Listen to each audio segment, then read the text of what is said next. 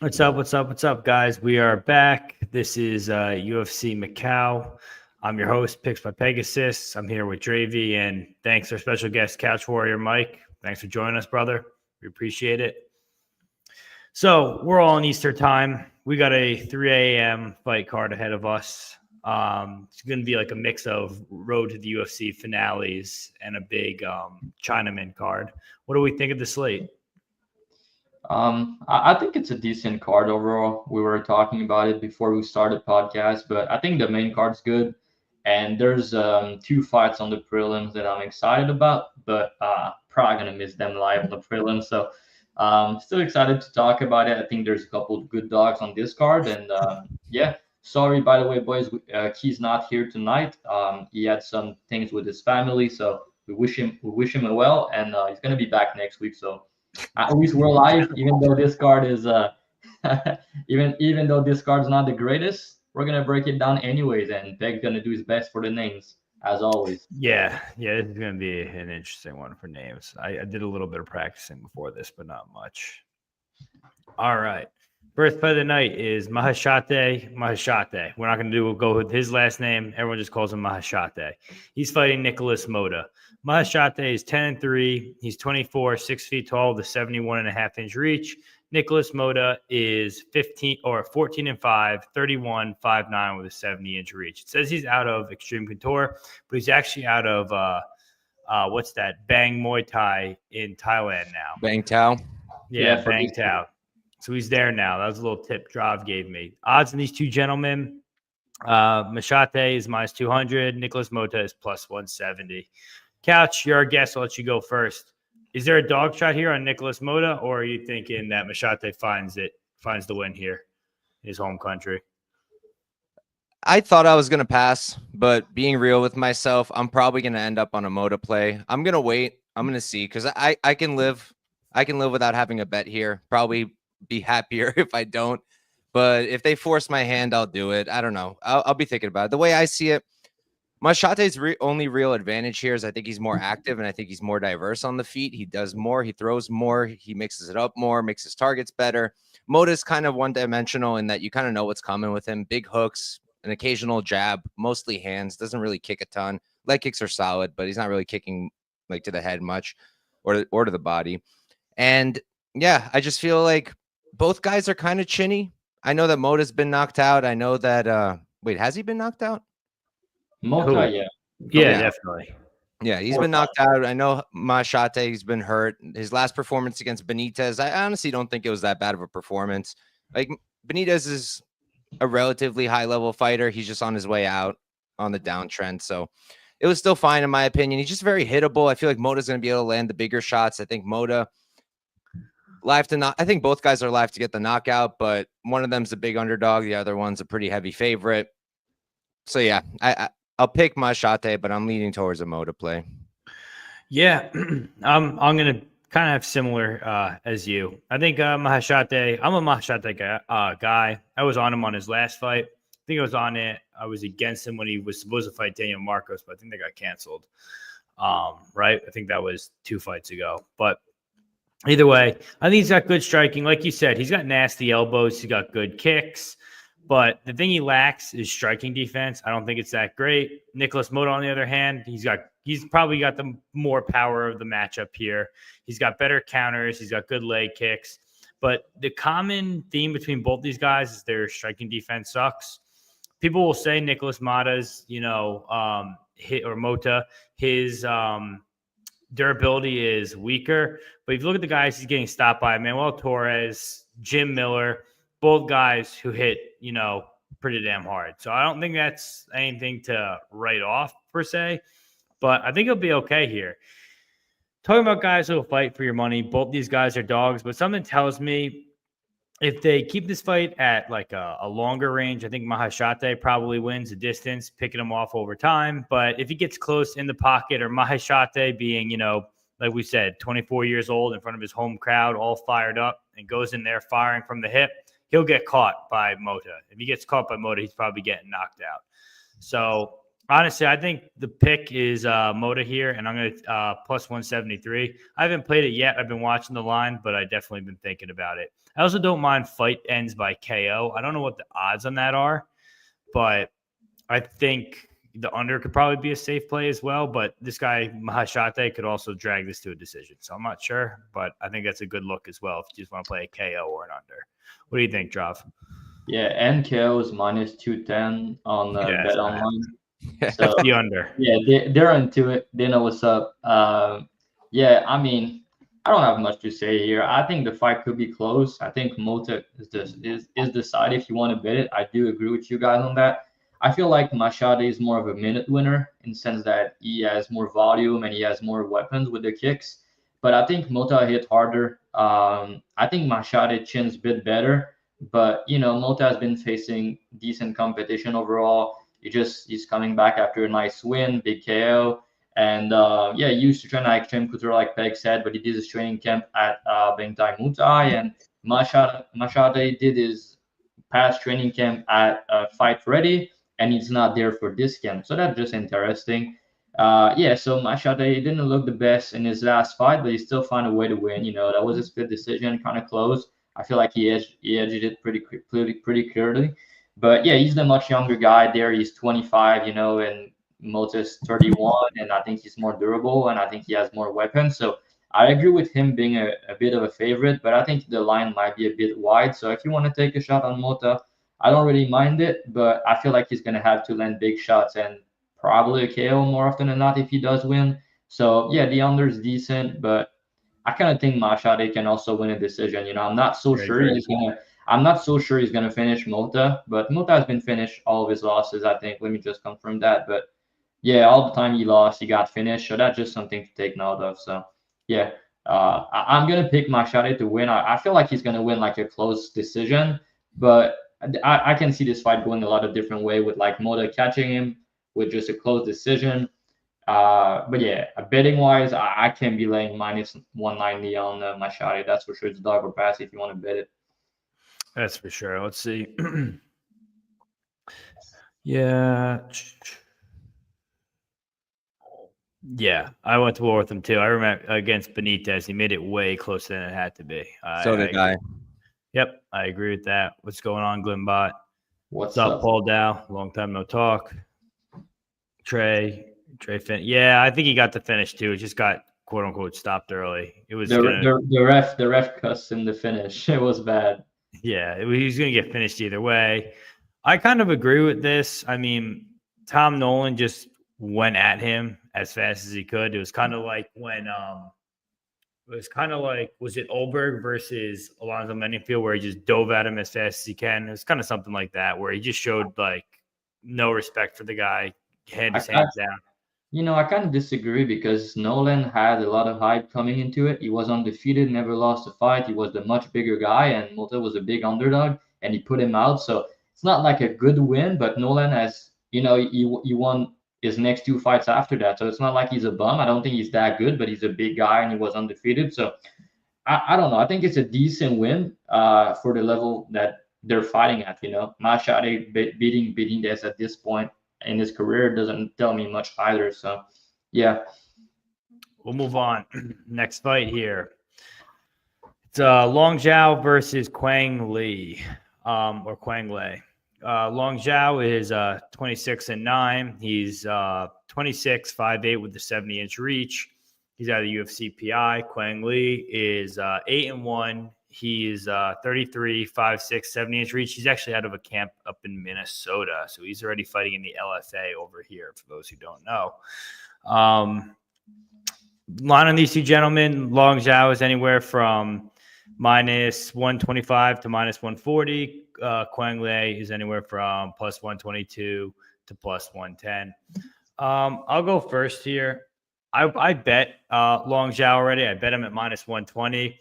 I just think when it comes to striking, we were on the we bet the opposite guy last fight, Chang Ho Lee. And I remember betting against this guy, and then at the end of that fight being like, damn, that was super close. Like I kind of thought he was going to get washed, and he did it. He's got a good gas tank. He's got that dog in him. He swings very hard when he's in the pocket. Like Connor always makes a joke, comfort in the pocket, right?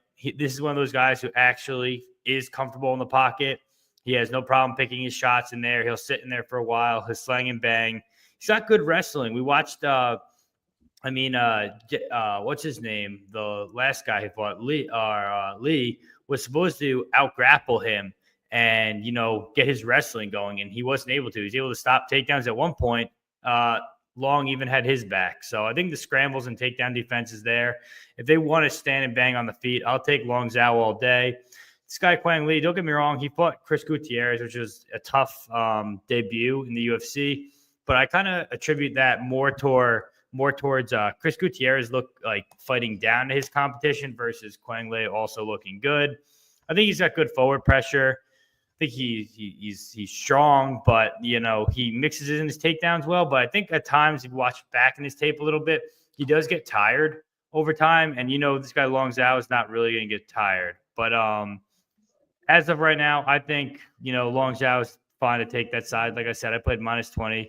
If we can get -125, I'd probably play that too. But he's my side. Drav, what are you thinking here?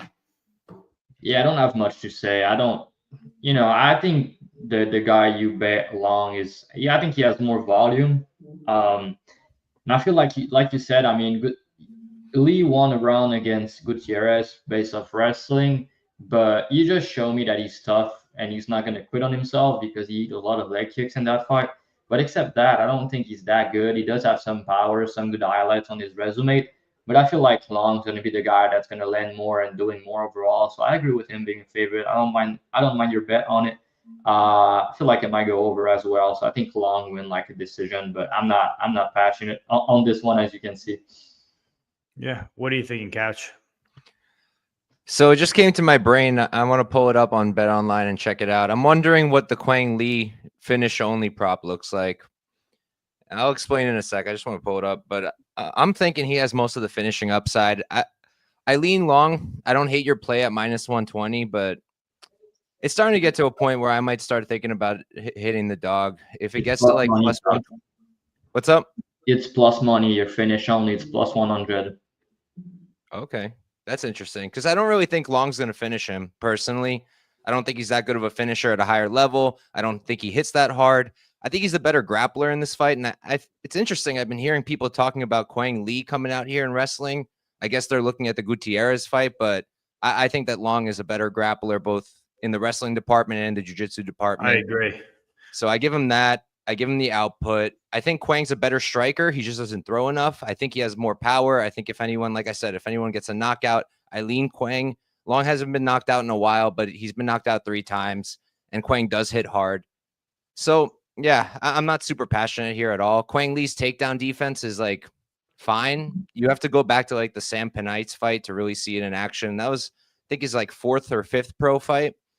And it looked decent. He was getting taken down and controlled a little bit, but he did a decent job defending, did a decent job getting back up. So I think this is going to play out close. Big moments are going to go to Quang.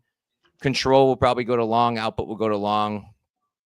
So, yeah, I'll pick Long, but it's dog or pass for me personally. Yeah, I actually, it's funny you say that, Couch. I actually went into tapes wanting to find a bet on Lee.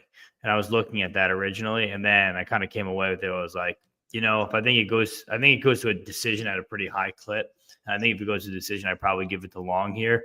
Plus, like, looking at it from like an outside standpoint, like Lei is in Minnesota. He's 33 years old, and they're putting a lot of money into Long Zhao in, the China PI. Like, they want him to be a bigger prospect there. Obviously, he came in and lost, but he put on a good performance. So I kind of think like that's who they want as like their prospect up and coming. So I kind of thought about that a little bit too. We got Champ here saying, I think it was very close too. Long decision. I don't mind fight goes. What's the over on this? I didn't even really look into that. Yeah, it's key. The over 2.5 is -200. And I don't hate Long by decision. Also, based on both of your guys' breakdown, you kind of disagree on the side, but I feel like Long by decision +160. It's kind of good. It's a good look. You can probably get +200 on commercials. And like Couch mentioned, Lee finish only at +100. If we all think that Long win the decision, if he does win, and he could potentially get finished. I feel like that's the way to play the fight if you want to. Do we think the judging in China is going to be as bad as the judging in Saudi Arabia was when that happened? Who That's a knows? good How about question. the Canada card? Edmonton. That was Yeah. terrible. Yeah, I have no idea. Actually, that's a good point. I mean, We the only don't- thing I think of is Carlos Leal. That still hurts me. I still have Bro, I don't want to talk about it. I had that one. That one kills me, bro. It kills me. I had 2.5 unit at like plus 220 or something. Bro, that was disgusting. I don't want to I'll talk about about that it. probably every single show until I'm over it, honestly. Yeah. But Yeah, it's the type of thing that like if you win, I profit on the card and then I end up losing money. I'm like, bro, come on. It's like it's annoying as fuck. But yeah, it is what it is. We can beat the bookies, but we can beat the judges, So all right, next fight, banger of a card. It's Lionel Kavanagh versus Jose Ochoa or Ochoa. How do you spell that? Ochoa? I think it's Ochoa. yeah. Ochoa. Okay. So Kavanagh 7-0, 25, 5-4. Reach not even given. We got Ochoa 7-0, 23, 5-7 out of shoot box. I mean, this is someone's always got to go fight. I think it's going to be a banger. Both these guys are very good prospects. I think the fans win here no matter what. Drav, I'm going to have you go first. Who do you think wins this fight? That's a good question. The odds doesn't reflect that though. I think it's gonna be a banger. It's one of my favorite fight on the entire card personally. Yeah, I mean Lunar Kavanagh, the guy is nasty. He's such a good prospect. It's very hard to bet against him. I did fade him. I did bet against him on the Now Contender Series with Ho, who I think is a very good fighter. So for him to put him out like that, it was super impressive. A very slick knockout. But I have, the reasons I bet Ho still there. There's a couple reasons, and it's not just because you got a KO1. I have to, just think the guy is going to be the next big thing, and he might be. I think he's super solid, very good footwork, decent wrestling. He looks to be strong. He hit very hard, good 1-2. He has a lot of good. He's super precise, even good ground and pound when he get on top. Good jab, good left hook. There's a lot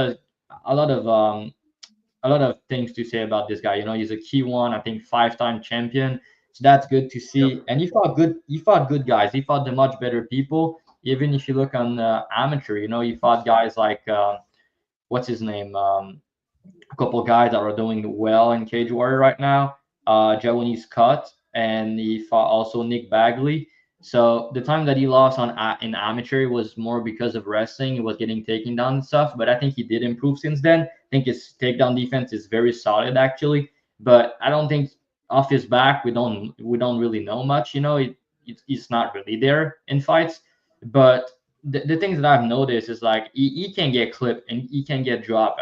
To his credit, he does have very good recovery. I don't think he has a bad chin or something. But he got dropped in round 2 against Morgan. He got dropped by a left hook also from a southpaw against Sanchez in round 1, and also in round 2 again a left hook wobbled him against De Silva, and it looked like he was kind of starting to slow down in high-paced fight. That's what I've noticed, and so basically I said like to beat him, to be a southpaw, to have power and to pressure is kind of what you want to have. And that's kind of Ochoa game. He's a southpaw from shooter box who pressure like crazy, who does hit hard, who has a decent submission game, who's gonna be here, who's gonna fight for your money, who's gonna get in your face, and that's what you want against a guy like Kavanagh. And I like his clinch game. He's nasty in the clinch with the knees. Like I said, he does hit very hard. The thing I don't like is like he can be very hittable, and we know Kavanagh is he's a sniper. But I've seen Jose against what's his name, the last guy that he beat, Pantoja. The guy, I think he has a boxing background. They said he was boxing something. Yep. He looks to be good on the feet, and then he was using a lot of footwork. So for him to like be able to track him still, I think it was decent. And there's also another fight, which was a war against Omar Torres. This guy is 6-1 now, so that's not terrible, And this guy was using a lot of footwork against him, and Ochoa still managed to find a way to win and to finish him. So He has 100% finish rate. He never seen round 3 in his career. Never went 15 minutes. So there's some concerns. There's some unknowns, and that's a step up. UFC debuts and stuff. But I think there's some market overreaction to Kavanagh KO. I think there's some recency bias, and yeah, it's definitely a proving spot for Ochoa. But one thing's for sure. I mean, I think they're gonna stand and bang. I think it's gonna be a banger. But I think Ochoa is gonna be the one pressuring for the most part. I think he's gonna be landing big shot. I think him being a southpaw from shooter box going to be good for him in this matchup. He could get killed. He could get clipped, but with what I've seen, he looks to have a good chin. So yeah, I think he's gonna. I think it's gonna be a very, very good fight. Either guy is live for a knockout. But if you go the distance, it's gonna be very close. And yes, so I just don't agree with the line there. I mean, if you ask me, gun to my head, who's gonna win, I'm gonna pick Kavanagh, but I think he should be, maybe minus 175 or something, minus 200 at work. Like the higher price, 60 to 65%. But now he's minus 365, minus 400 or some places. So I don't agree with that. I think it's pretty wide. And yeah, so I did bet Ochoa when he was plus 305. I think the price is just stupid. And yeah, but as far as the pick goes, I'm gonna pick Lunar, but I just don't think you can bet him at the current price. Maybe you go round 2-3 because he could potentially finish late. But yeah, I think it's gonna be a banger. One of my favorite fight on the card. Cass, what are you thinking here? How about you? Yeah, I mean, I pretty much agree with everything Dravhy said. I'm also on Ochoa. I played him as soon as the line opened. I got like plus 385, and then I played him again at plus 300, and that's the line that I tracked. I agree. Like, I think Loney probably wins. Kavanagh, I think, is a little bit cleaner. He is a little bit more defensively sound, and I think he's a bit more well-rounded than Ochoa, and he has fought the better competition. I like his wins quite a bit more, but I just don't really see how he covers minus 300. Maybe he knocks Ochoa out. It's possible. Like Dravhy said, Ochoa's striking defense, not great. He's a classic shoot box guy. Not much defense, but durable, always in your face, always throwing. I kind of think that Ochoa is going to throw more. I think his attacks are going to be a little bit more diverse. I think Kavanagh, he's going to be a little cleaner. I like how he creates angles, going to defend better. So, yeah, I just like Ochoa at plus 300, plus 285, I think is fine too. I honestly don't understand who even is playing Kavanagh at this line. I haven't seen anybody, but money came in on him when he was like minus 300 or so. I imagine people just don't know Ochoa and haven't looked into him much, and they just see Kavanagh. They saw his really nice knockout in the Contender Series over a guy in Antoine Ho, who's also very good, and they're thinking, okay, he's going to beat this nobody, and I don't think it's going to be that simple. I think Ochoa is very live, and yeah, it's dog or pass, and I did play the dog. I agree. I played the dog as well, plus 295. I think he's got good power. His kicks are strong. What I like is his tie knees, like the knees in the clinch. They're hard. I think if we end up in a clinch position up against the cage, because I think that's where Kavanagh is going to go for takedowns. If we end up against the cage there, I think those knees are going to be money. From a grappling standpoint, I think they're both relatively even. Like, they both sprawl well. They both have, good grappling. Jiu-jitsu, I'm probably going to give it to Ochoa here. He's got a good front choke series, as we saw with his last fight against Pantoja. But yeah, I think both these guys, it's going to be a pretty even matchup for prospects. I mean, they're both 7-0. I'm sure you can say what you want about Kavanagh's strength of schedule. Like, he's been rocked before against what's his name, De Silva, I think it was, or yeah. I mean, there's a couple fights. I think he got dropped. And that's because when he goes to throw heavy, he puts his hands down. If he does that against Ochoa, Ochoa's going to swing. So I don't know. I think we have a chance there. It seems like the chat also loves Ochoa. Dog's referencing me after beating me by like 1.5 units on Wager Wars, if you guys aren't aware. Couch is on vacation. I think he's talking about me when he says my son's out of the house. Me and Dog actually both tried to fade Ochoa in his last fight against Pantoja. I think we played him plus 155, I think. Really? Yeah, something like that. Pantoja looked good on the tape, and I was thinking, this guy Ochoa seems untested. Competition seems and then he looked good. And then after that, I was He's on that good juice at the jukebox too. He also had Charles in his corner, Diego in his corner. Like, I don't know. Yeah, the front hook he got there was pretty sick. And that's why. Let's move to the next one here. Another popular fight: Carlos Hernandez versus Ooh, this is a tough one. Tumenenenene, right? Call him Toomey. What you say? I've been calling him Toomey. It's easier. Yeah, Toomey works for me. Art of the knockout. Tumenenenene. That's what we'll go. We'll go with that. 9-4, 31, 5'8", 6'7" reach for Hernandez. The Mongolian, 26, 5'7", 71 reach. Odds on these two gentlemen, you can get Toomey anywhere from plus 122 to plus 160. You can get Hernandez anywhere from it's saying FanDuel minus 156. I checked earlier today. That line's not real. It's minus 176 to minus 180. Couch, you're going first here. Yeah, so honestly, like I love Toomey, bro. If you guys haven't already, look at his Instagram. Forget Diego Lopez. Forget Alex Pereira. Yes. This man is it's so funny. It's so funny you say that because I do know you and your type of bet. And when I did tape it and look on Instagram, I'm like, I'm pretty sure I saw Couch post a similar picture of this. He's gonna like this guy. I've been posting that picture, and bro, I'm telling you, this guy has the most aura in the UFC now that he's here.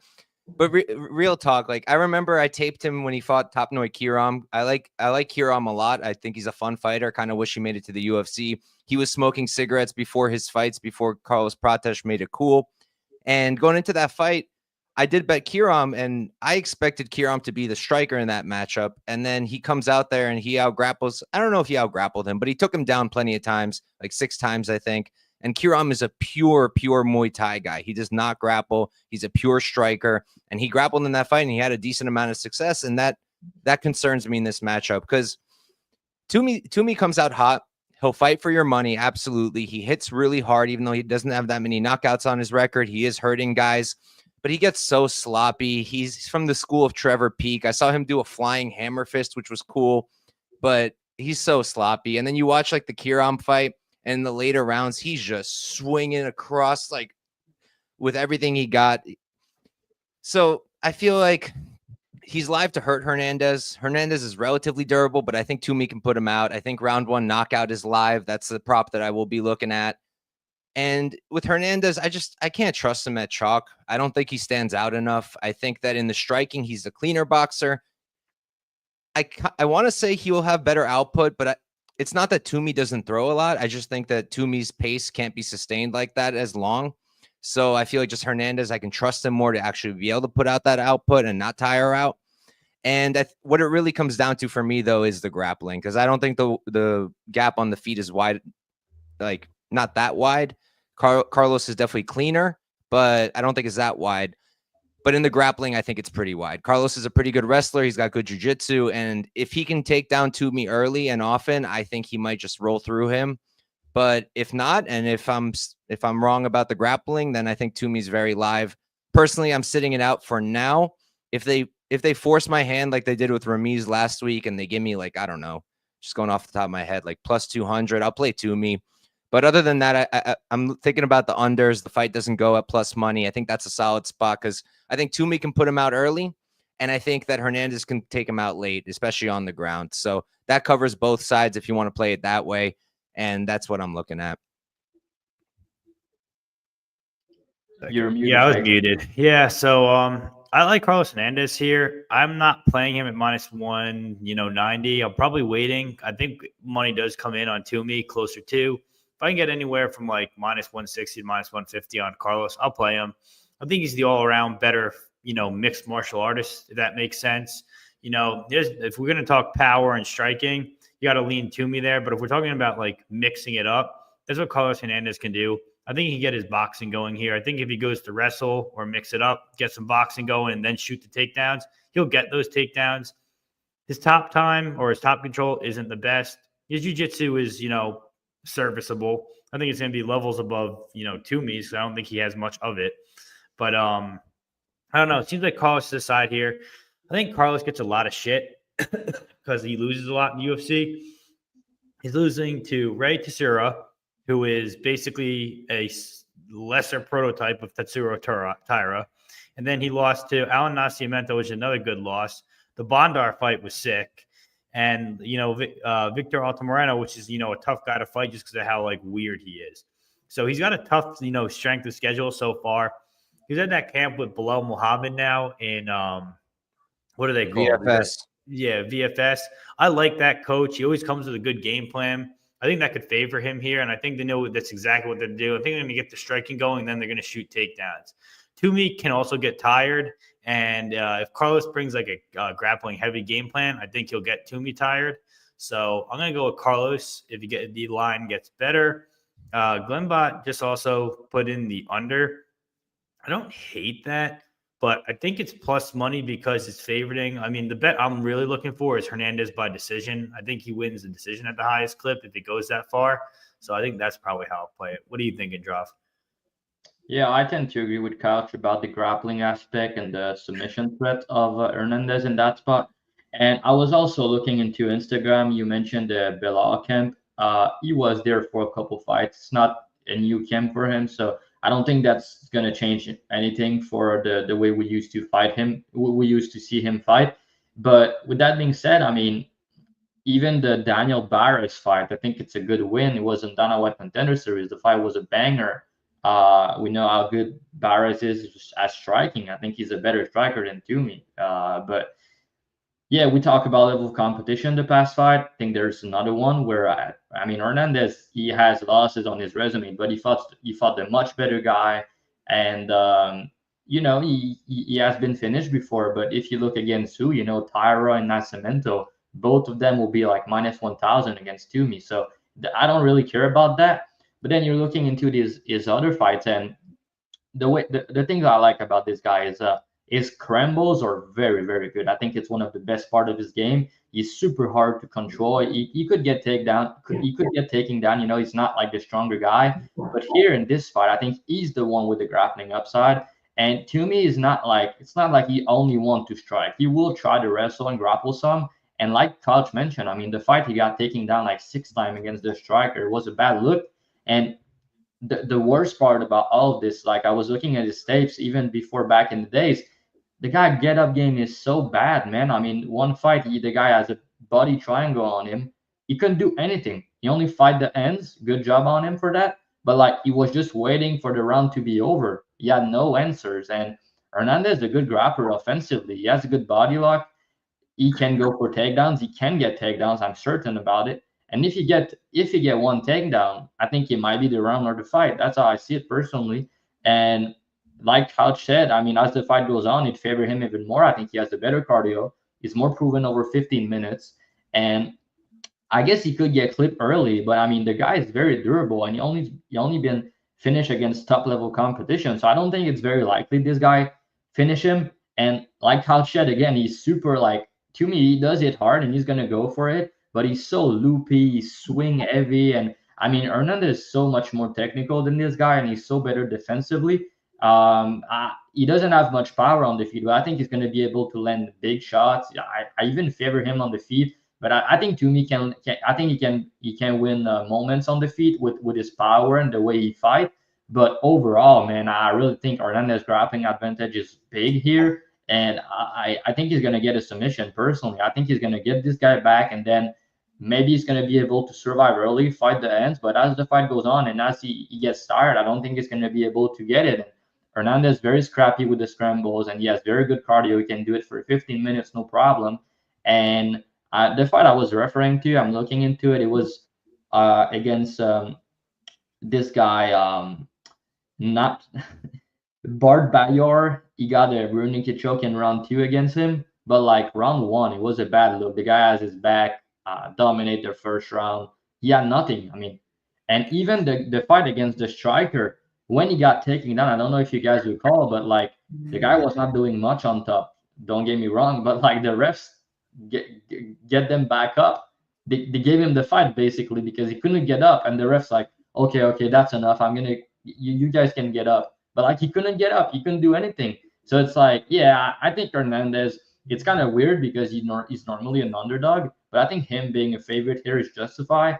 And I think he should be a much bigger favorite personally. I think he should be minus at least 70%. I think minus 125, minus 225, minus 230 makes sense.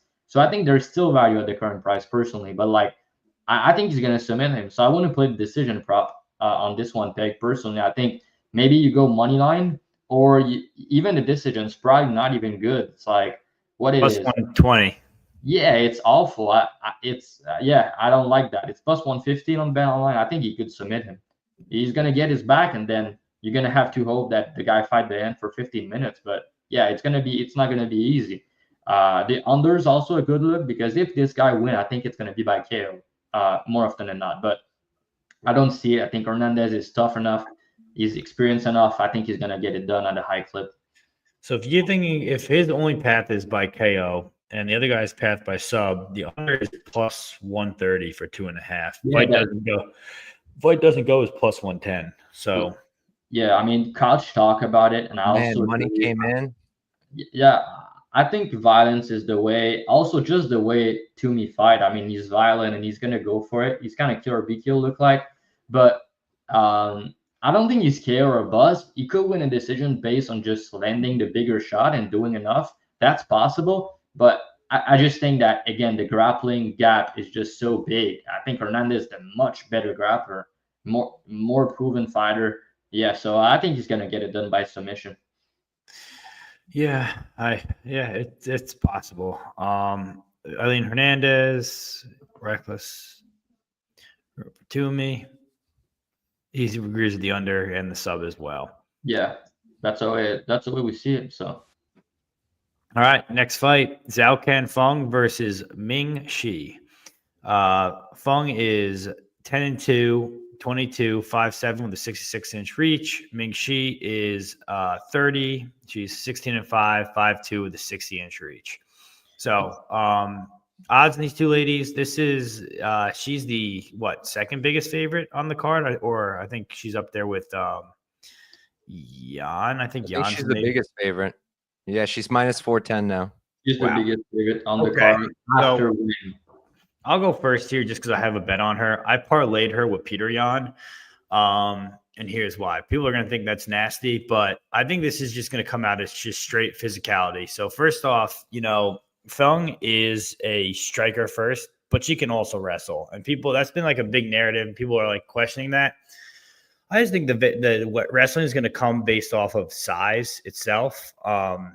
She's going to be, she says 5'7", but she's going to look a lot bigger in the cage when she's standing in front of Ming Shi. Fun fact, Ming Shi has been an underdog her whole way up here till the final, and she's an underdog again. She's cashed every time.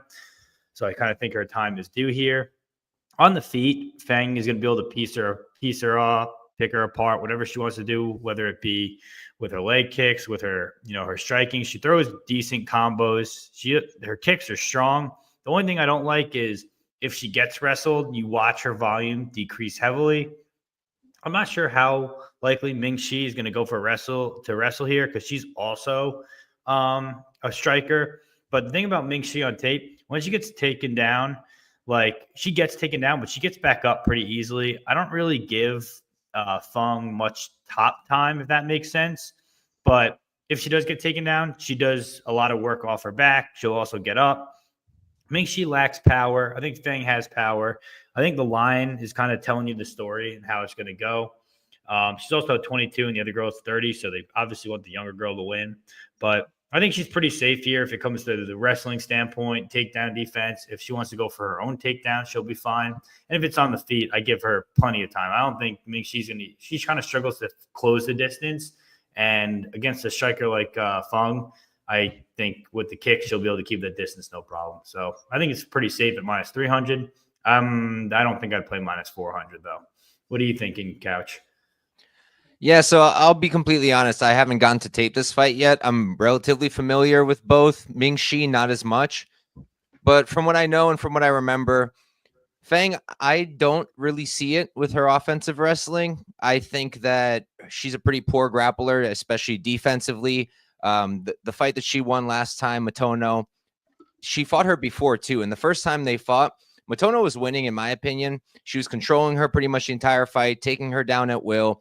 And yeah, Ming Shi's really small, but she's the same size as Matono, who's also 5'2". And she got those takedowns. She got the takedowns again in the second fight. And in the first one, Feng won because she was able to get that sub off her back. and then she was able to win the decision in their second matchup. But her grappling doesn't seem to have improved. And with Mingxi, I don't know a ton about her. I taped her a little bit. Like I said, I haven't been able to fully tape this fight, but she claims she's a wrestler. She comes from a gym literally called Catch Wrestling something something. If she comes out here and she can grapple offensively, I think she's very live. On top of that, I think she's actually a pretty decent striker from what I've seen. I did watch her last fight a little bit, and I think she can compete. I do think she can compete here. I'm going to watch the line. I'm going to tape the fight, and we'll see. My gut's telling me I might like the underdog, but I might just end up passing. And yeah, I think Feng's a better striker. She's much bigger, definitely has a higher ceiling. She's the prospect out of the two of them for sure, but I still think she's really, really green despite having 12 fights, and I do think she makes mistakes. So I personally wouldn't be super comfortable playing her at chalk, but I can see it too. Drav, what are you thinking? Yeah, this fight and the next two I didn't tape honestly, so you can either do as Peg say and put Feng in all the parlays, or you can do as Couch and pass on the fight. But I just know that Feng's the much bigger girl and she's the younger fighter, but I don't know much anything else. So I mean, this is something Key would say. It's just I think the physicality is just going to be huge here, bro. I think how big she is just going to play in her favor. This is what Champ said also, massive factor. Let's see. What do you think about Feng finishing instincts? It's a girls' fight. I wouldn't count on anyone getting a finish, to be honest, but that's also me. So the finish early was pretty nice. Early on, the finish only, I mean. Feng finish only, I think, opened like minus 160.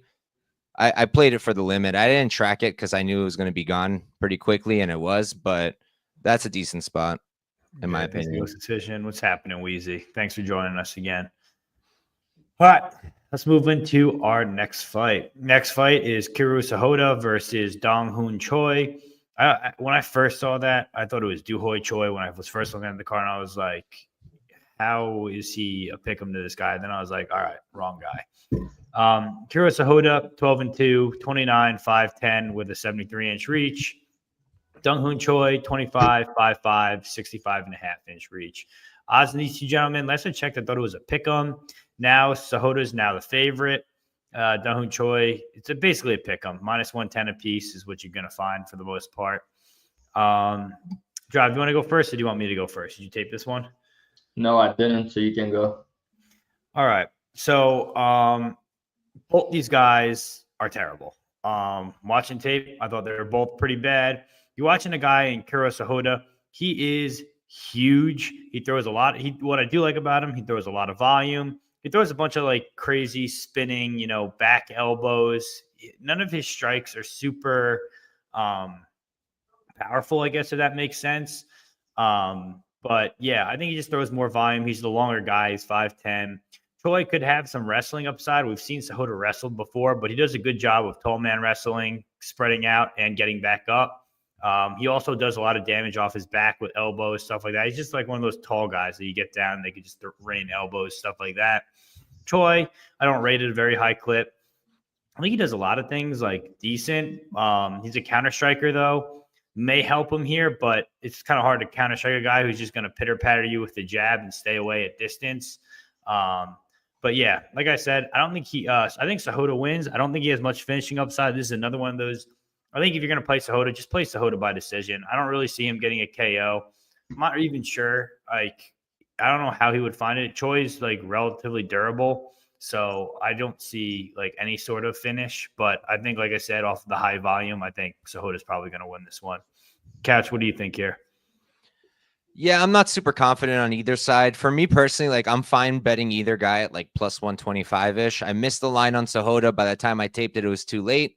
And now the line's flipping. And if I get Choi at that number, I'm fine playing him because I think both guys have advantages. I think it could play out close. Sahota, much better at range, much bigger guy.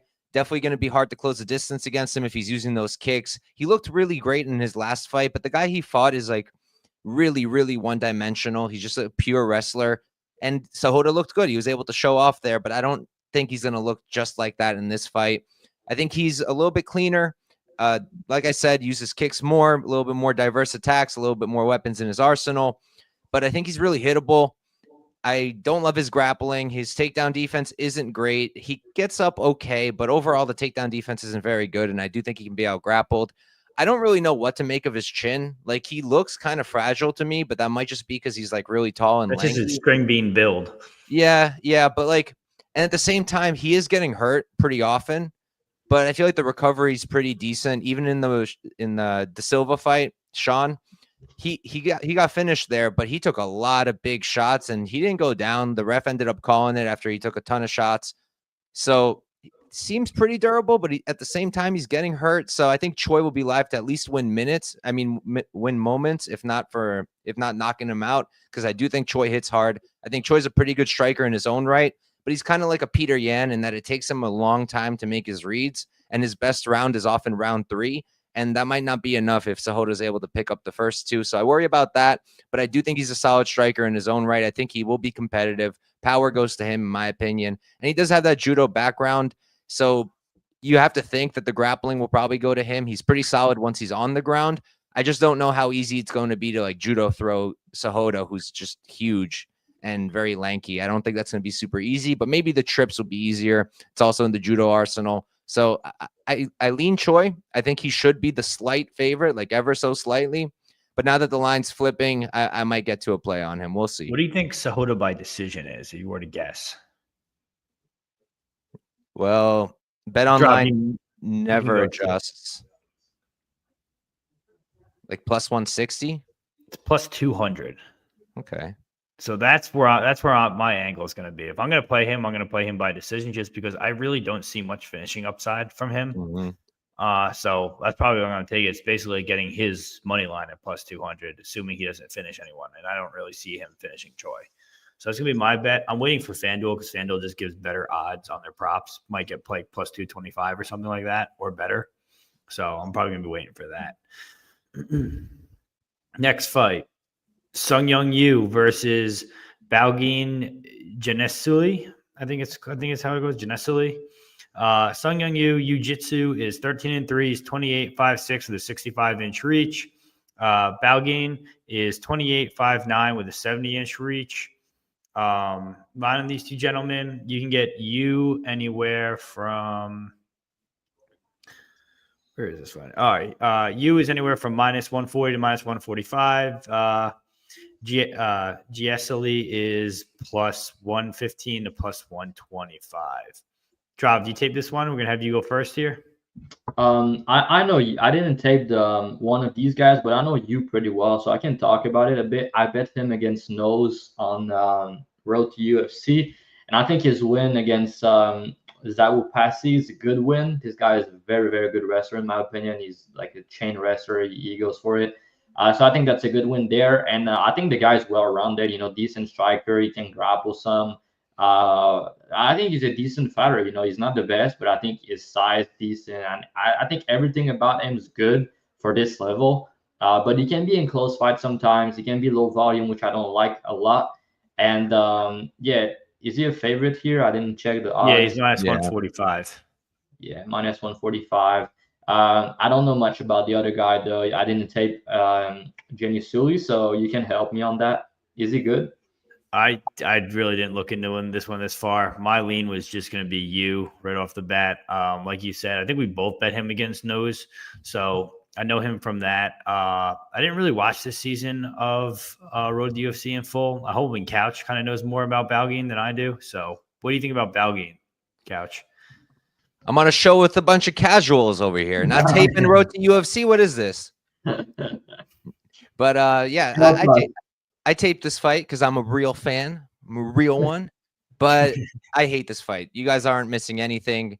I think the only way to play this is fight goes. It's minus 150 on Bet Online. I'm waiting for it to open up on other books. If it opens up around that mark, I will probably play it because I don't think either guy is going to finish the other. Definitely not on the feet. Neither guy's much of a striker. You almost no output. Nothing of substance really coming from his hands or his feet. Like, he's really not doing a ton on the feet, but neither is Jenny over here. Jenny, he's a decent striker, but he's fine. He also doesn't throw anything, doesn't seem to have much power, doesn't really mix it up much. They're both primarily grapplers. They're both solid counter grapplers. They both have solid takedown defense, but I just think that Yu is ever so slightly of a better wrestler. I think that Yu has the better jiu-jitsu. I think Yu's control is going to be better. That back take in his last fight was nasty, beautiful, beautiful move against Xaio Posse. He could probably do something. I don't know if he's going to do something similar. I mean, he could probably take the back in this fight too. I think he's going to be a little bit better of a scrambler. But Jenny's a good counter grappler in his own right, so I can see him making it close. I could see him reversing position. I could see him maybe landing his own takedowns. And he is the bigger guy. He seems to be the stronger guy. So maybe he can have bigger moments on the feet. But like I said, neither guy is inspiring at all standing. And then in the grappling, I don't really think either guy's going to sub the other. If anyone does, it's probably going to be you, but I don't think he will. So I like fight goes. As a pick, I'll pick you, but he just doesn't do enough, and he doesn't stand out enough for me to lay chalk on him. Yeah. All right. Next fight is Ozzy Diaz versus Mingyang Zhang. Diaz is 9-2. He's 34. He's 6'4" with a 75-inch reach. Mingyang Zhang is 26, 6'2", 75-inch reach. I mean, this is one of those guys who just Zhang is one of those guys who just kind of KOs everyone. Ozzy Diaz, I wasn't really impressed with his tape at all. I think he's kind of slow, honestly. I'm not really sure how they put this one together. I think this is kind of a setup spot for Zhang, if you ask me. I don't think Zhang finds the first round KO here. I think he probably finds the second round KO. I think what's round 2 KO for him? Let's see. It's probably going to be a favorite. If someone else wants to give a breakdown while I look this up, Couch, feel free to go ahead and give this one, or Drav, whoever feels more passionate about it. I can give you KO too. It's plus 450 on Bet Online if you want to. Not horrible. Yeah. Not I don't have much to add. I think Zhang's going to win, but he's just not a guy that you want to lay that type of price on. He's super volatile the way he fights, but he's dangerous. Good ends, big power. But the guy is hittable. He's been put out before. And Diaz, I know the guy is not that good, like you said, but he's a finisher. All of his wins are by finish, but he has been KO'd 2 times already. He's a guy that's been doing well on the regional scene. He won 2 fights in Bellator, 4 fights in LFA. He used to fight at 185, and now he's at 205. He looks to be not in the. I think he was in better shape before, so yeah, maybe something to take note of. And yeah, I mean, Zhang's the narrative-wise, he's the Chinese here fighting in Macau, so that's kind of good for him. But at the end of the day, the guy's never win. He only won a distance 1 time and he lost. So his cardio's question mark, if I can say that. All of his wins are in round 1, peg to your point. So I don't know about that. I don't know about this fight. I think he's probably going to put him out, to be honest, but the price is not even plus money on that. The guy's a big favorite. So yeah, let me just check. But I think the KO is minus 130. I mean, if he does cover, he probably knocks him out. But I don't advise to pay minus 330. I don't think the guy's that great, but I think he has good ends, big power, and I'm not really sure what Diaz is doing here. He's 34 years old. I know he has some fun fight. He did okay against Joe Pyfer before dying. But yeah, it was 2 years ago, and then he got 2 fights since then, up a weight class. I don't really know. He's 34. Yang is 26. The guy the UFC probably trying to push. I feel like Zhang KO won, but he's so square. So yeah, what do you think, Couch? You got a better read? I don't know if I have like a much better read than that, but for me, I can't understand how you could possibly lay the chalk on Zhang, because I don't know where he's that much better. He's maybe a little bit faster, and he probably hits a little bit harder, but outside of that, where is he better? Like, I wouldn't even be comfortable saying he's a better striker, because he's only really super dangerous in the pocket. You don't really see him working at range, like popping a jab, ripping the 1-2s. Like, you don't really see that out of him. That's not really his style. He's a brawler. He likes to get in the pocket and lets it rip, and it's been working out for him. But I don't think he stands out that much. I think Ozzy's also a solid striker. I actually think he's a little bit of a better striker, at least at range. If he's smart enough not to trade with this guy in the pocket, I think he's very, very live to win this fight. Come out in the first round, let Zhang chase you, move. He doesn't normally do that because he normally is a pressure guy. But in this particular fight, if he's got good people in his corner, they should be telling him, move, make Zhang work, and then pick it up in the second round. Zhang hasn't been out of the first round since 2018, 13 fights.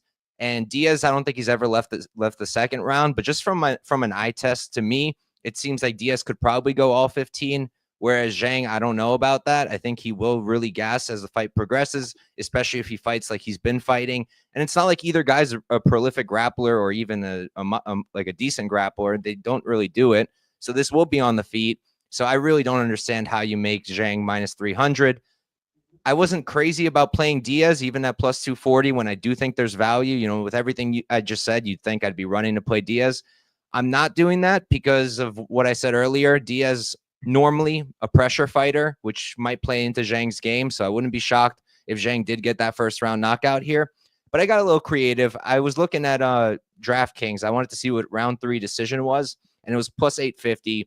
So I put a quarter unit on that on the Diaz side because, like I said, I think from an eye test, I think he'll have the better cardio. I think he's going to have the better output. I think he's a little bit more put together at range. And if he can just survive that first round, I think he's very live to win the fight. And round 3 decision, not many people are really thinking about it, not expecting it because both guys haven't made it that far in a long time or at all. But I think it's a decent way to play it, and you can keep it small. I only did a quarter unit on it. Yeah, that's a good look. I mean, Zhang only went past the first round 3 times, and he lost all of them. So that's a decent look. Not to say Diaz going the decision a lot himself, but I do agree with you. Look to be the guy with better cardio, for sure. So yeah, it's a long shot, but yeah. Interesting way to look at it under half a round. All right, guys, main card. Don't forget to subscribe, give us a like, comment who you think is going to win on any of these fights that you think we're kind of on the toss-up in. Obviously, give Couch a follow as well. Everyone knows him in the space already. Great guy, sharp guy. That's pretty much it. Main card. Volkan Ozdemir versus Carlos Ulberg. Volkan Ozdemir, 20-7, 35-6'2 with a 75-inch reach. Carlos Ulberg, 10-1, 34-6'4, 77-inch reach. Extremely handsome, if you can't tell. It seems to be the common thing whenever you talk about Carlos Ulberg. Line these two gentlemen, you get Volkan anywhere from plus 200 to plus 195. You can get Ulberg anywhere from minus 235 to minus 265. Drav, I'm going to have you go first. I know you feel pretty strongly about this one. Who do you think wins this? Yeah, I don't understand the line here. I've been Ulberg guys for almost all of his UFC career. I think I bet him every fight recently, and he's as big of a favorite as he was against much lower level guys, and that's his biggest test against Volkan. So I don't agree with that. I mean, Volkan, they're almost the same age, but he has way more experience. He fought the much better guys. He's way more proven over 15 minutes. I trust his cardio better. I think he's the more well-rounded fighter of the two.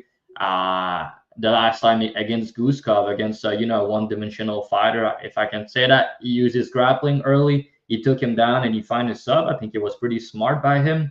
And he said himself for like I think 3-4 fights ago that he really wanted to evolve as a fighter, grapple more and stuff like that. That's not really his game. Don't get me wrong. He's more of a boxer, heavy-handed. He has a lot of power.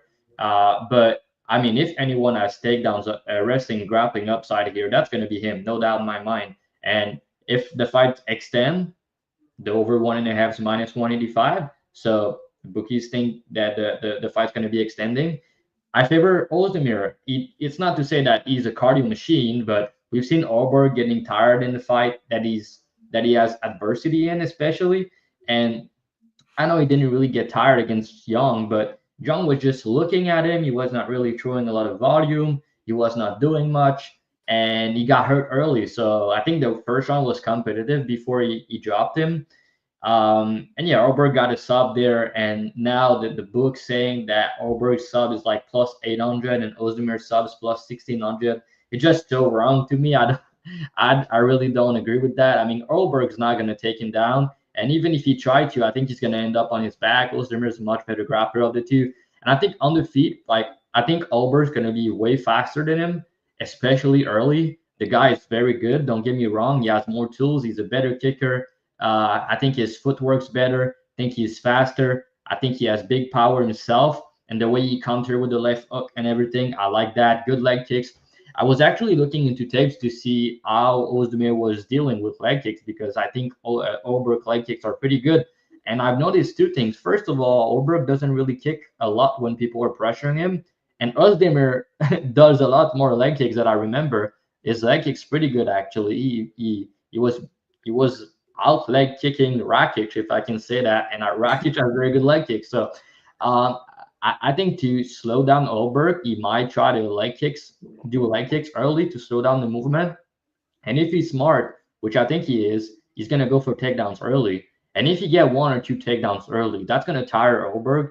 And if the fight would go past for like 6-7 minutes, I think it's gonna be a pick him at worst. Ulberg, when he's fresh, when he's locked in, like I said, super fast, super precise, and he's very dangerous. So Ozdemir need to be careful about the speed early. He could get caught, but he has been KO'd before. But to his credit, I mean, he got KO'd against Prohaska, but he hurt Prohaska early. He almost finished him, and then he got killed after that. Against Krylov, he hurt Krylov early. He hurt Krylov bad, and Krylov has a very good chin. And like after that, the end of the round, he got hurt himself, and then he got taken down multiple times. So yeah, he can get hurt, but like I mean, the guy has win over Rakic.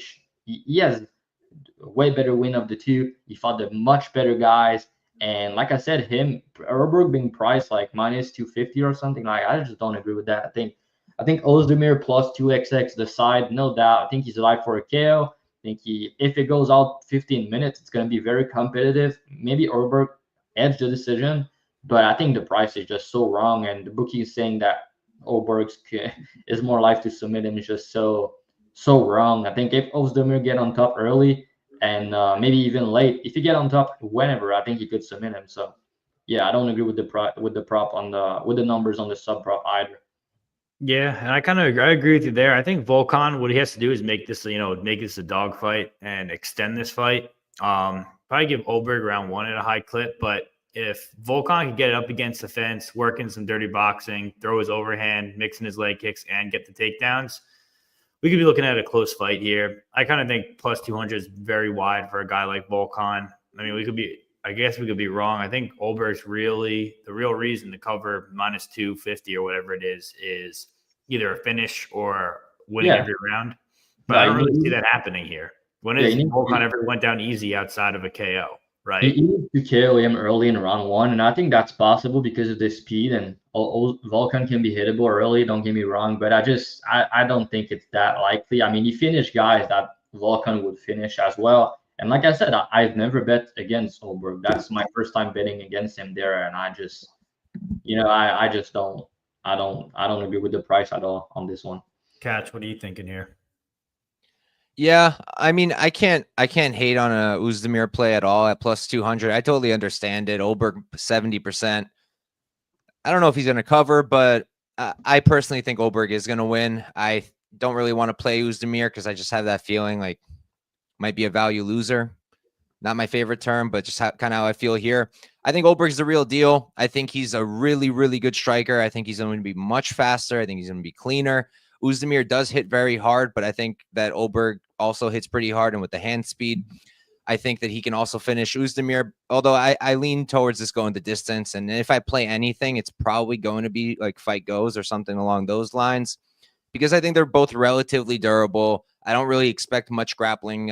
If anybody gets a sub, sure, it's probably Ozdemir, but in my eyes, Ulberg's takedown defense has been pretty good. He hasn't fought any like amazing grappler, but I don't consider Ozdemir an amazing grappler either. He rarely does it. He did it when he fought Anthony Smith, except not actually Anthony Smith, Guskov. He took a few big shots and he went for the takedown, got an easy sub. I don't think that's going to be the case here. I don't think we're going to see much wrestling. Maybe Ozdemir tries, but I don't think it's going to be easy. And I know Ulberg had that issue with Kennedy, but I don't think that was a cardio thing. I think that was a fight IQ thing where he just went too hard, too fast. He made his debut. That was his debut. It was a big card. His training partner, Israel, was fighting on that card. He was the main event. And I just think there was a lot of pressure and he just fought stupid. Because after that, he overcorrected. He fought Fabio Sharon and then fought way too calmly and then didn't do much, but he did enough to win, fought smart.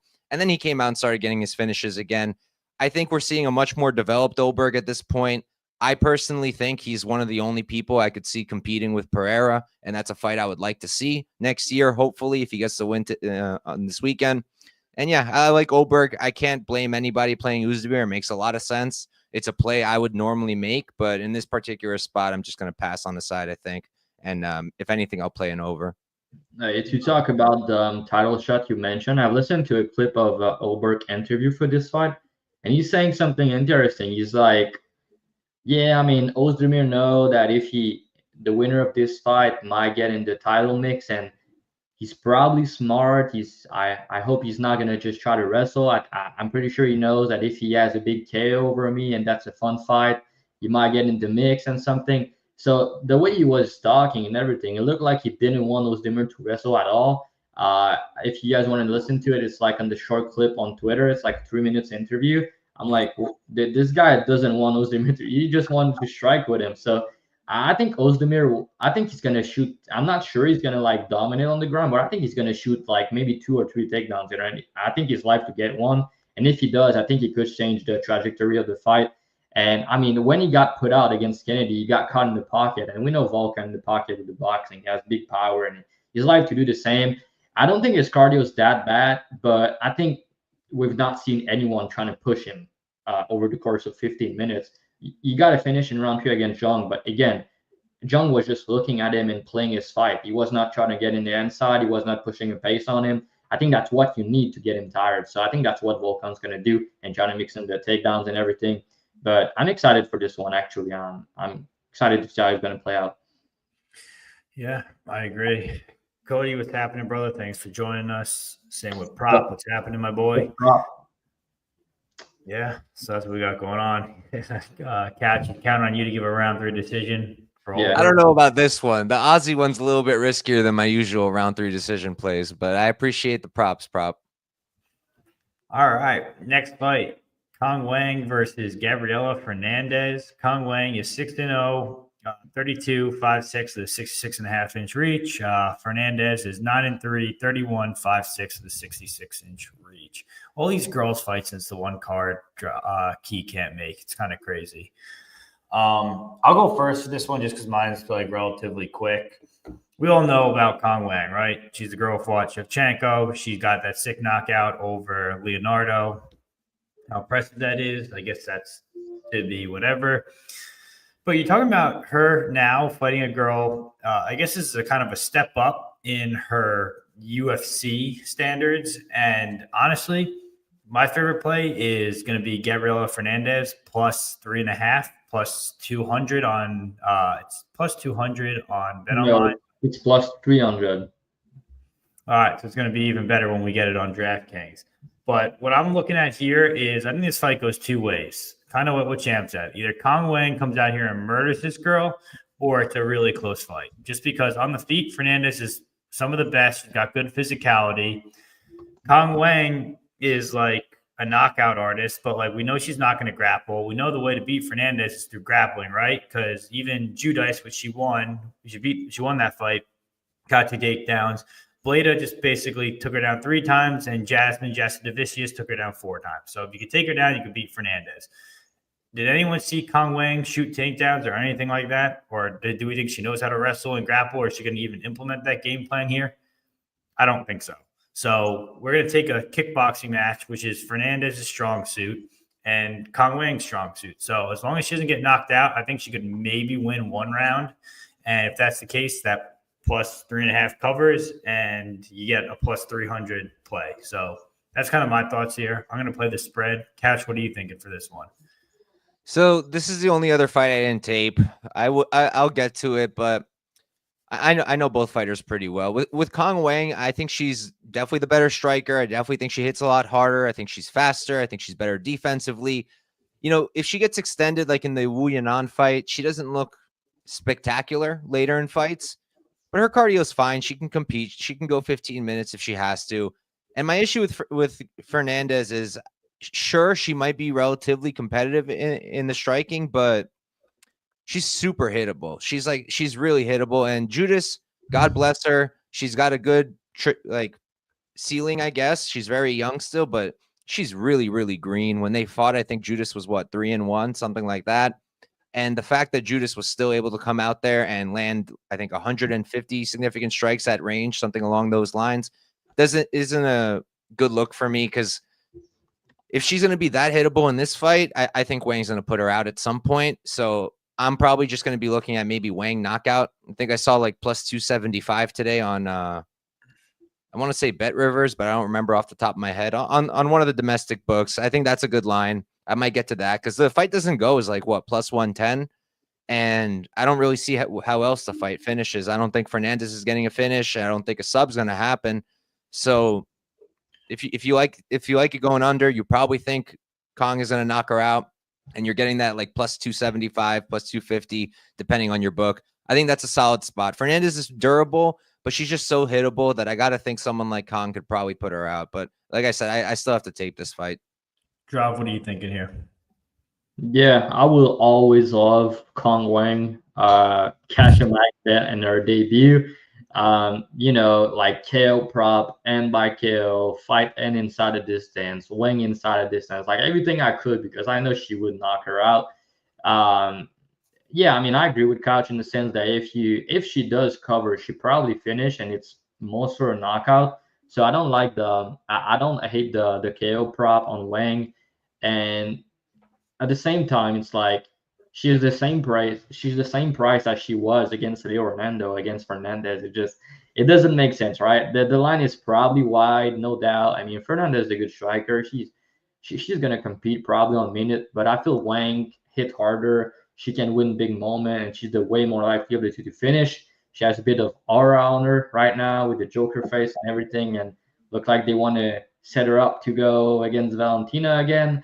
We'll see how it play out, but yeah, I think she should get it done. Also, another of the hometown fighter, but I think the line's a bit wide. I don't advise the parlay at minus 900 or something. I don't think it's a good idea. But if you like her, if she does cover, it's probably going to be a KO. So I think it's a good look if you want to play the fight.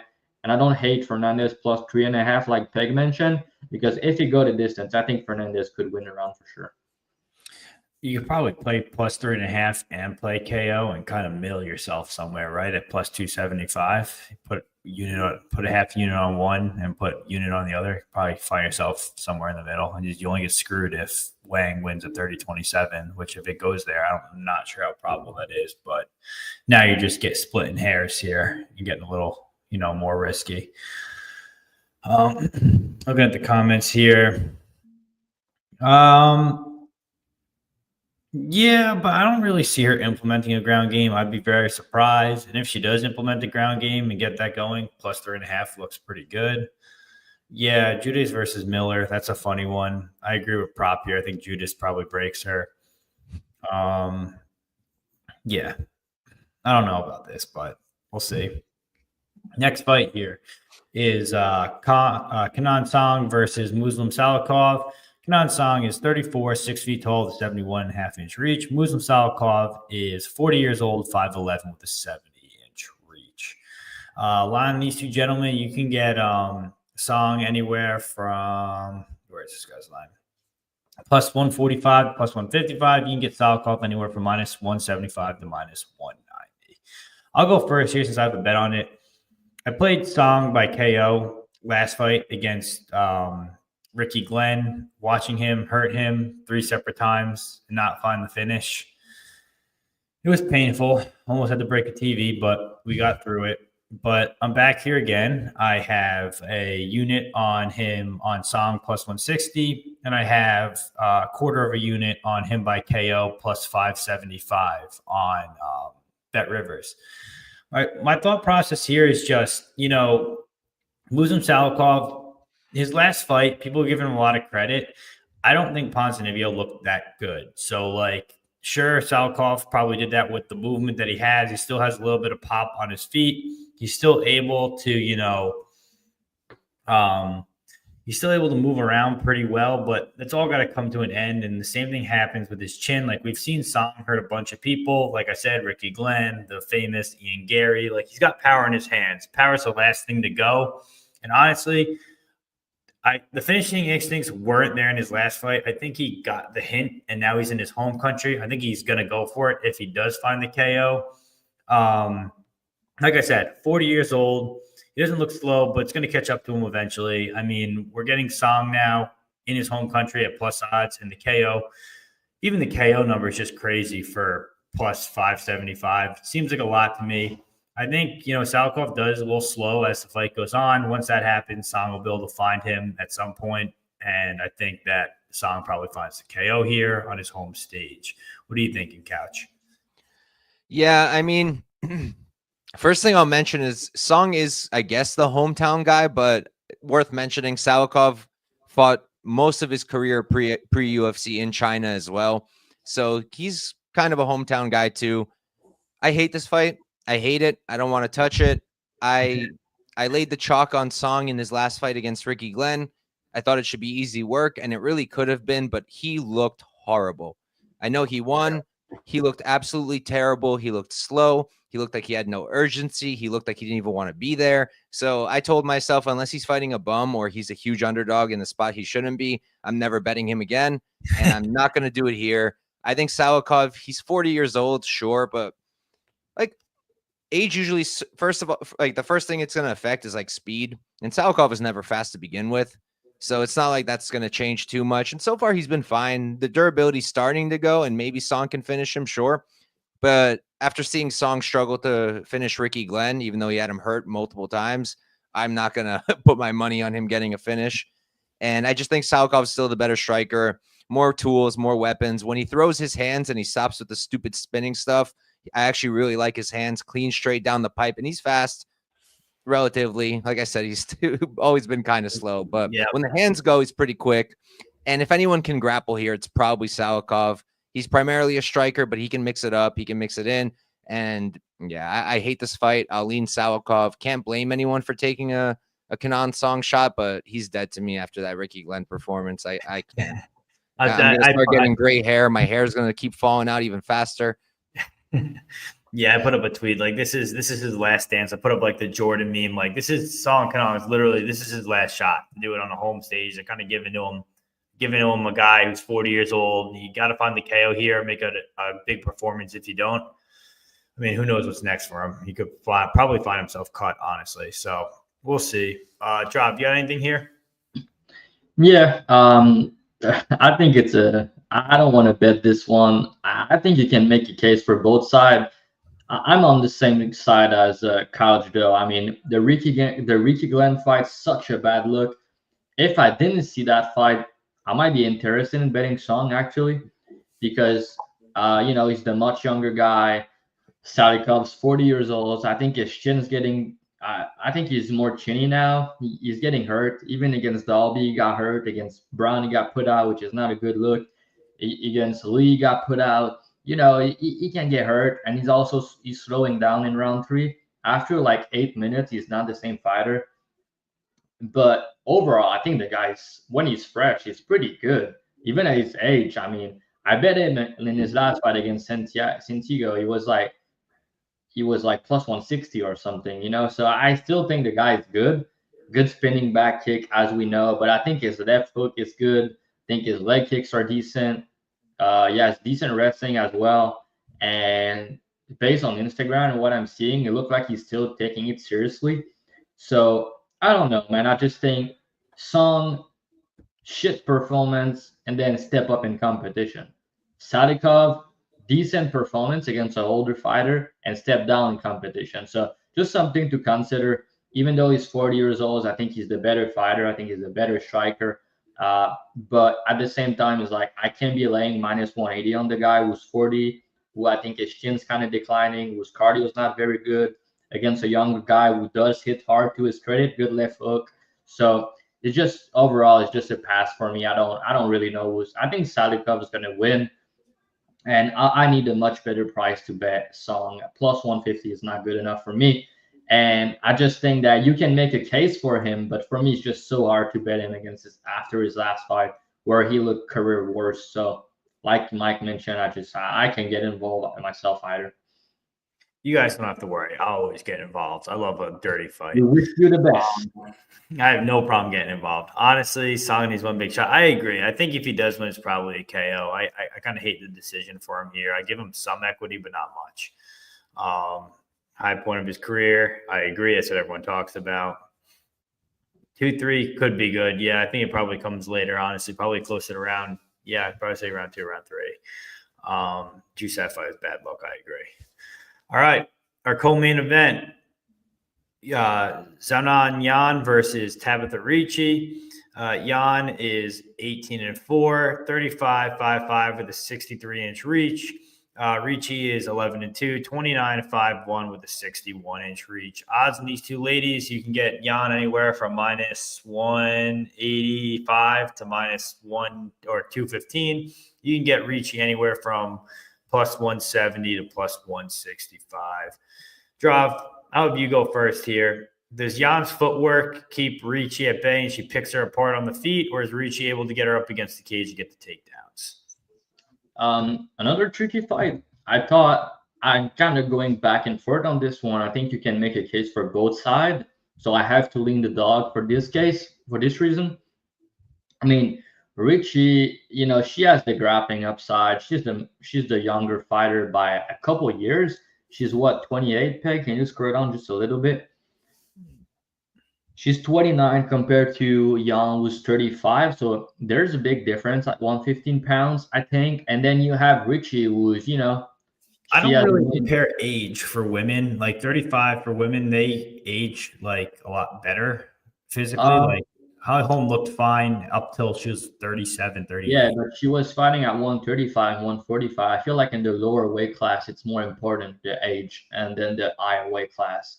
Same for the men, by the way. So, like, if I tell you Yan in 2 years is washed, would you believe me? I think it's possible that she's going to be. She's more likely to be declining now, and Ricci's more likely. Hill's another good example. And Ricci's more likely to improve. And then you also have to factor the fact that Yan is coming back after a title loss where she had moments in that fight, but she got finished 2 times basically and lose a decision. So that's kind of crazy looking back at it. And you have Ricci was like, that's her big test right now. She has everything to gain with a win here. And Yan just, she's 35 and just lost the title. And how many times do we see these people coming back after a title fight loss and then being priced a favorite and losing the fight after that? It happened often. And and also stylistically, you have a girl in Ricci who's going to grapple with a BJJ black belt. And we know the fight that Jan's losing is she's getting taken down. She's losing on the ground. To her credit, she did improve the ground game overall. I think her takedown defense got better. But I think on the ground, I think that Ricci could get the work, could get on top, could potentially submit her. And yeah, I mean, Zhang finished her basically on the ground. She choked her out, and then the ref didn't stop it and help her walking. That was crazy. Yeah, I think Ricci, I think her per BJJ, like just talking jiu-jitsu, is better than Zhang personally, than Weili. So her wrestling is not that good, but she averaged 3 takedowns per fight. That's pretty good. And if she gets 3 takedowns here, I kind of think like she's going to win the fight personally. And it's not like she's not going to compete on the feet. Jan's the much better striker. I like her footwork. I like her right hand down the pipe. In the big cage with her footwork, it might be hard for Ricci to get in the inside. But, I mean, she always does it. She always finds a way to get in the inside. And I feel like she's going to get to the clinch at some point. And I think she's going to get a couple takedowns, maybe 1, 2, 3. And if she get a takedown, she might win the round. So Jan's going to land a bigger shot on the feet, and she's fighting at home.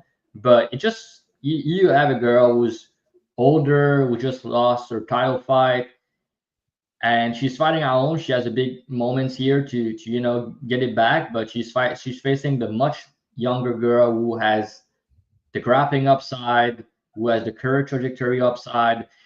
So yeah, and stylistically, Jan struggle against these type of fighters. Even Mackenzie Dern find a way to get on top in a couple of these rounds, and she doesn't have good wrestling. I think Ricci wrestling is better. So yeah, I think it's dog or pass for sure. I think you can only bet Ricci at the price personally. That's what I think. I don't know. I kind of disagree. I like Jan here. I think Jan's power is going to be there. I think her footwork's going to keep Ricci at bay. I mean, honestly, Ricci's got to get you up the cage to get a takedown. If Ricci doesn't get a takedown, I think she gets beat up pretty bad here. And I'm a Ricci truther, to be honest with you. I bet her pretty much every single one of her fights, including the loss, just because you're riding. Everyone was upset with the Pennington split. I was on Ricci there. You're kind of betting against like she's Colin Walsh's girlfriend, right? And the UFC wants her to win and be at the top so bad. So like you got to kind of factor that in at this point when it comes to scorecards, because Tisha Torres probably won that fight. And, the scorecard still went her way. I don't know, but I think this is the step up. And I think the step up is big. This is a step down for Jan. I think with her footwork, her striking, everything like that, I think Ricci will look a little lost. If Ricci's shooting panic takedowns, she's not going to get them. It really has to be up against the cage to use her judo to get these takedowns. On top, yeah, she's going to have great top control. She's by far better at jiu-jitsu, but I don't know. You got to really pay those dog odds to count on her to get a takedown, because if she doesn't get a takedown, she pretty much loses this fight at a pretty high clip. I'm going to play Jan at some point. I'm just kind of watching this line. I kind of think people will bet Ricci. People already have been, but if we can get Jan like minus 180, like I'm kind of okay with that for like 2 units. What do you think, Couch? I don't know. I've been thinking about this fight. I think it's probably dog or pass personally. And I'm kind of just waiting on it because I think there's going to be a lot of steam on Jan. From what I've seen, the public seems pretty heavy on her. I'm a big believer in jinx. And when I see people talking crazy and I'm considering the underdog, that often makes me start feeling a little bit better. People are saying stuff like she's going to just rip through Ricci. Ricci doesn't stand a chance. She's the hometown fighter. There's no way they gave Ricci the decision. I think Ricci's really live here. I understand that Jan's takedown defense has improved. I'll give her that. But she still looks like a fish out of water when she's on the ground in my eyes. She still doesn't know what to do when she's on her back. She still doesn't know really, like, her sub defense isn't that great. Like Dravhy said, she literally got submitted in her fight with Wei Li and got saved by the ref. And one of the craziest things I've ever seen. I don't think I've ever seen a ref pick up a fighter and carry them back to the stool. Just like, that's crazy. They're supposed to be able to get up on their own, and if not, the fight's over. But whatever. Regardless, I just think that, and Dravhy made a good point too. Ricci may not be the best wrestler, but her jiu-jitsu is better than Wei Li's as a pure grappler. That's what got her to the dance. She's a grappler, and since then she's been improving really rapidly. Her boxing has come along a long way. Her wrestling has gotten a lot better. And I think she will be able to take down Jan. And then when she does, I think on the ground, she's going to have a significant edge. I don't necessarily think she's going to finish, but it's possible, first of all. And if not, I think she can at least threaten subs and win minutes. And yeah, on the feet, obviously, it's Jan all day. She hits harder, much longer, maintains range pretty well. Movement is good. Definitely favor her on the feet. But usually if I get a grappler at plus money, significant plus money, and I feel like they're live, I'm probably going to play them. I do usually favor grapplers over strikers, and in this fight, I do kind of favor Ricci a little bit, at least like from a betting perspective. I mean, like straight pick, gun to my head, who do I think wins? Probably Jan, but I think there's a good amount of value already at plus 165, plus 170, and I think it's only going to get wider closer to fight night. I think people are going to do the Jan parlay. I think people are going to do the all China parlay. I think people are just going to parlay Jan up. And if I get like, I don't know, plus 200, plus 225, that'll be a much easier click for me. That's a different story. Plus 200 is a different story, but I don't know if it goes that far. I mean, the reasonable amount of money is already on Jan, like you said. I mean, more will come in, but I don't even know at this rate how much wider they'll make her. This year's been the year of steam chasing. Like, people will just come late and they'll see who the favorites are and they just parlay them all up. How many times have we seen underdogs just blow all the way out right before the fights, and then they end up winning anyways? Yeah, that's a good point. I mean, the trend's going to change some, and I'm going to call it now, guys. I think this card, the next card, until the rest of the year, we're going to see dogs starting to win more. I've watched a couple fights for UFC 310. It's in 2 weeks, and even on this card, I think we're going to see some dogs winning again. That's not always going to be like that, and people are going to join the trend maybe too late and try to parlay everybody, and that's just not how the game works long term. So just be careful about that. And I mean, plus 200, I'm definitely betting Ricci with you there. I think there's like the way I see the fight playing out and the way we break it down, I think it should be like maybe closer to a pick 'em. So I have concerns about Yan striking because her footwork and her striking overall is very good.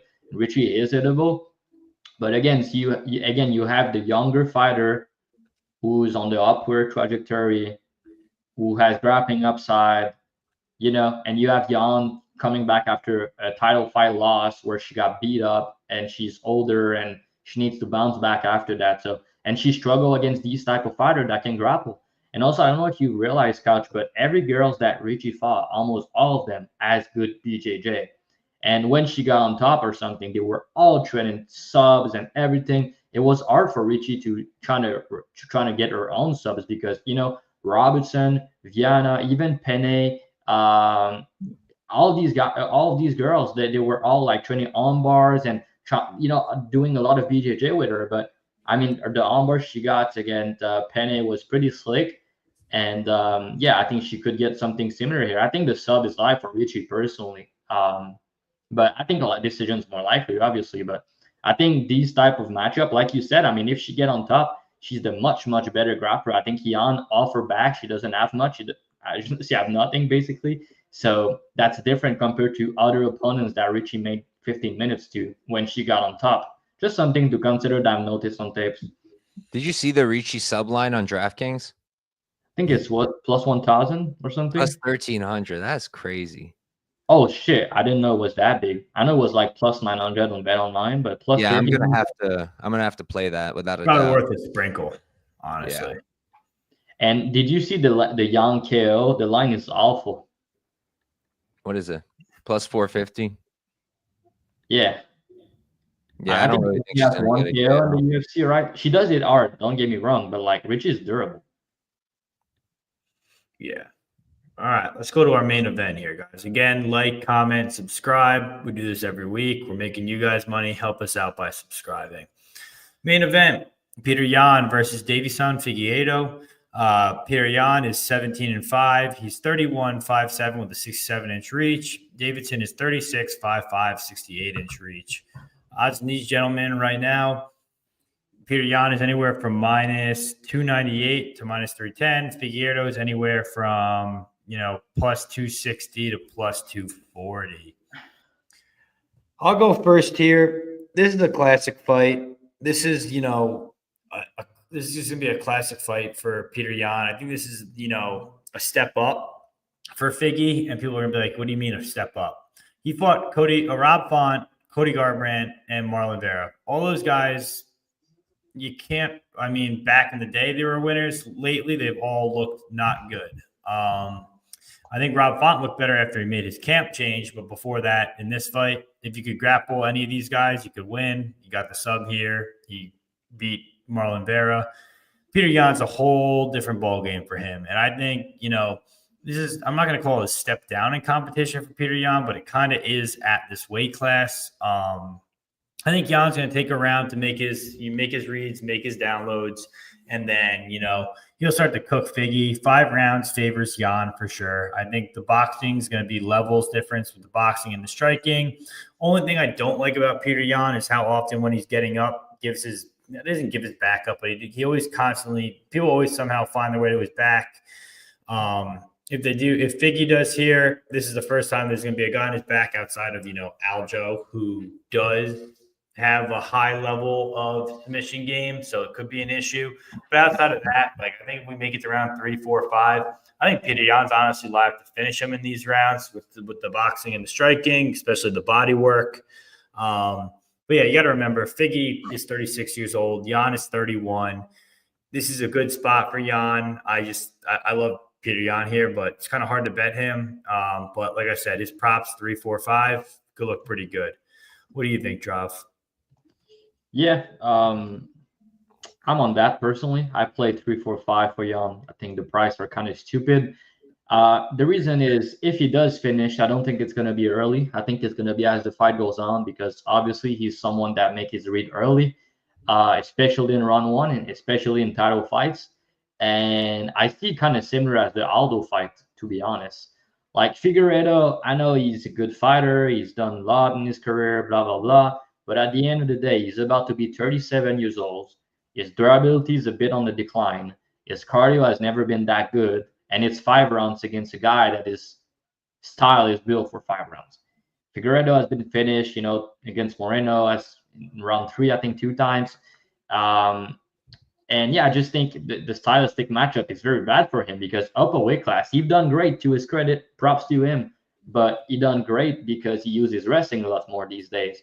He's able to get the submission. He's able to control these guys to be stronger than them, etc., and hit them pretty hard on the feet, drop them, and stuff like that. Here, first of all, I don't think he's going to be able to take Jan down, and if he does, I don't think he's going to hold him down. And on the feet, it's maybe going to be close, but as the fight goes on and as Figueiredo get tired, as Jan go to the body, I think you're gonna see a fighter in Jan who's gonna build into the fight, get better in the fight, and you're gonna see a fighter in Figueiredo that get more tired as the fight goes on, that gets slower as the fight goes on, that doesn't like what's coming back at him as the fight goes on. Jan's body shot's gonna add up, and I think he's gonna finish him. Even if Jan take him down, he has good ground and pound. And on the feet, I think he's live to finish him. I think he make a statement here and get a finish. But basically, if you look the under prices and everything, it's not that good. I think it could go to decisions. It's a bantamweight fight at the end of the day. But if there's a finish in this fight, I think it's going to be Peter on around 3, 4, or 5, and you can get big numbers on that. So I think that's the way to play this fight. Personally, I think he'll make a statement and finish the fight later on. What are you thinking, Couch? Yeah, I like Jan here. I'm a Jan fan. He's one of my favorite fighters. My biggest loss in gambling was when he kneed Aljo in the head for no good reason whatsoever. That was terrible. Coach told him to do it. He was just listening to his coaches. Literally, I'm a Russian speaker, so I literally heard it happen, and it's so stupid. Jan has him down. He's about to knee him. He looks at his corner, goes Kalyana, which is knee. They're like, yes, yes, yes. And then his American coach was like, no, no, no. But he just does it anyways, and his entire career goes downhill after that. But I can't, as much as I love him, and I do think 5 rounds obviously favors him, he takes a long time to get his reads, and then he picks it up, and he looks really great late. My issue is he just fights too close sometimes. It takes too long for him to download, to get those reads. And at minus 300, I just don't feel good about it. Yeah, you can cut it down with the 4-5 decision props, but I honestly wouldn't be shocked if Figgy made this close. I wouldn't be shocked if Figgy won. I think that there's obviously value on him. I don't want to bet it, even though there is, because I do still think Jan's going to win.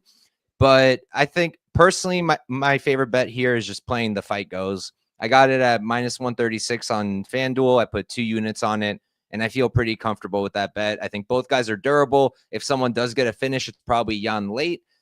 And but I don't think he's going to. I think Figgy's durable, and I think he's going to be okay. I know that he tired out in some of the Moreno fights, but that was at 125, and he's looked very good at 135. I know he's older, but the less of a weight cut now, I think, is definitely benefiting him. He's definitely filled into the weight class, and I think he can make this close. So I think Jan wins, but rather than pick a side when I think this is going to go the distance at a really high clip, I'd rather just play that. All right, guys, that's the show. Thank you for joining us. We're just gonna do our BTL parlay quickly. Dravhy, what are you thinking for this one? I'm gonna take Carlos Hernandez minus 185. Okay, Cash, what are you thinking? We're doing a parlay. Yeah, we all just pick one leg and we put it together. What did Dravhy do? He did Carlos Hernandez. Yeah, it's hard for parlays. Okay, let's do. You can do a total also if you like a total. That's what I'm gonna do. That's exactly what I'm gonna do. I'm gonna do. Let's rock with the Jenisuly fight goes. Okay.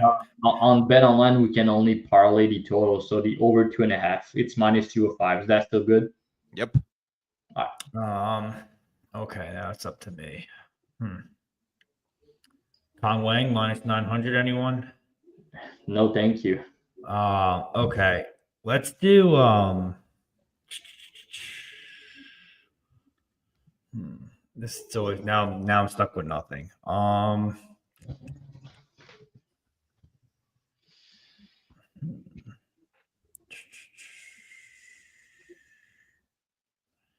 Give me What if you add Perion to that? What does that make it? Plus 206. That's not enough for me. All right, take that off. Give me. We're probably cashing it if you play Jan, actually. All right, fuck it. Give me on then. All right, so Hernandez minus 185, the over 2.5 for you and Gilisi, and Peter Jan minus 300. They give you plus 206 on Bet Online. All right, guys, that's the show. Thanks for joining us. Like, comment, subscribe. All our links are below. Couch, what do you got going on? Yeah, I had my own show yesterday. You guys could check that out if you want to hear my voice more for some reason. All my takes are the same, but feel free. That'll help. Subscribe to the channel, to these guys and me as well. That would be great. Couch Warrior Podcast on YouTube, Couch Warrior Pod on Twitter. You can get all my bets, my notes, my breakdowns for free on my Discord. The link is in my link tree on my Twitter as well. And in any of the descriptions of my videos, you can find it there too. And I'll be putting out my YouTube shorts as always, quick 1-minute videos for each fight. If you don't like long form, those are nice, but I'll probably be putting those out like probably Friday at this point, honestly. It's usually today, but showed up with you guys, had a good time. So the shorts will probably come out Friday. Yeah, man. All right, guys. Best of luck. Let's cash these tickets. Peace.